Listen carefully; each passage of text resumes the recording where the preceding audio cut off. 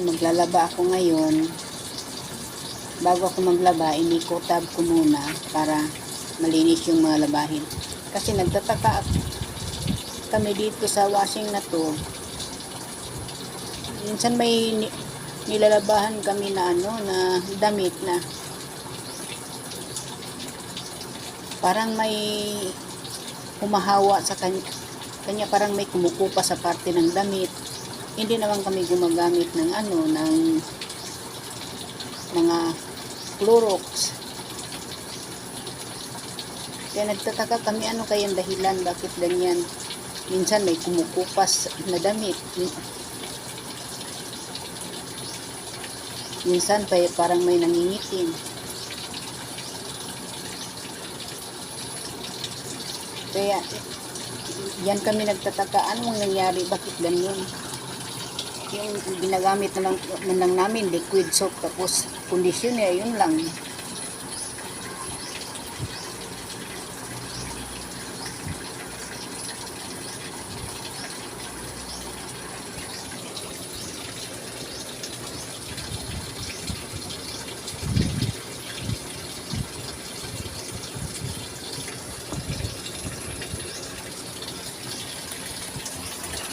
Ikot-tab.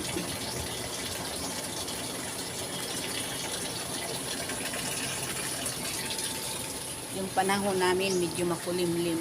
Mamaya siguro ulan na naman ito. May bagyo daw naman eh. Sa Visayas may bagyo. Pero dito man daw sa Northern Luzon ang landfall. Kaya lang sa Visayas ang unang naapektuhan. Pero dito talaga araw-araw umulan. Ngayon medyo kulimlim yung langit. Ayan.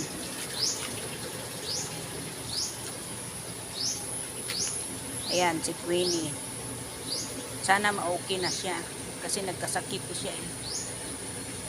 Pinainom ko ng Yakult. Medyo okay. Ayun yung kapatid niya, yung bunso niyang kapatid na lalaki. King! Ito naman si Pipay. Ito si Pipay, walang itong may-ari. Lagi kasi dito talaga siya nagtsatsaga kahit pinapalayas na siya. Balik talaga siya ng balik.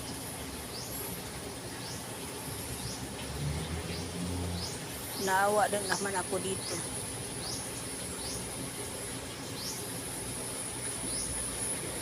Tsaka malambing siya eh. Naawa din ako kasi grabe kapayat, parang wala ng tiyan yung dumating yan siya dito. Parang hindi nakakain ng isang linggo.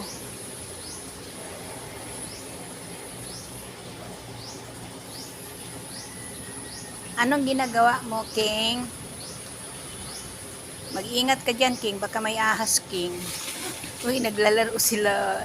Laro sila si Pipay, oh.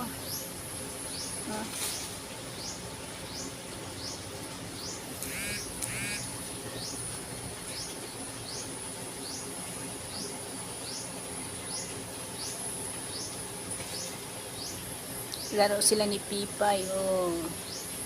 Tsaka si King.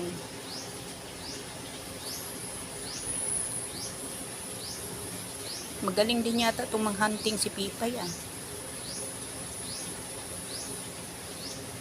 Oh, King.